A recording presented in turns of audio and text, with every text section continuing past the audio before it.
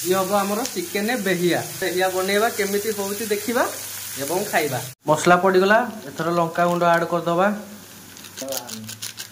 Chicken मसला, black pepper powder, हलदी गुंड, ये जीरा गुंड, ये आमर धनिया गुंड, कलर हवा पाई रेड चिली पाउडर, थोड़ा सा मीट मसला।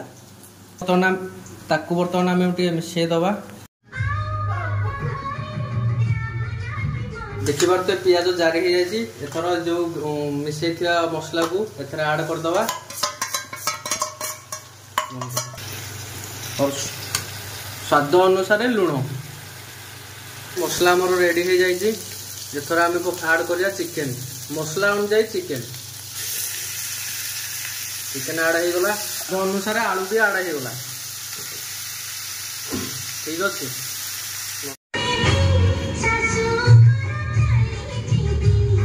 अधा सीझी आसला। आ 5-10 मिनट पर चिकेन को आम काढ़ीदबा। चिकेन रेडी हो। दर्शक बंधु देखि पारुथिबे चिकेन बेहिया आमर रेडी हो जाइए।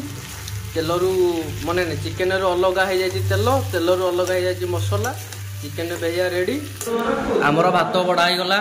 चिकेन बेहिया भी रेडी। ये आमर घोटा डाली भी रेडी। सुभाष भाई चिकेन डाली भात केमिति लागुची? आ पिंकू भाई तमे? चिकेन वाला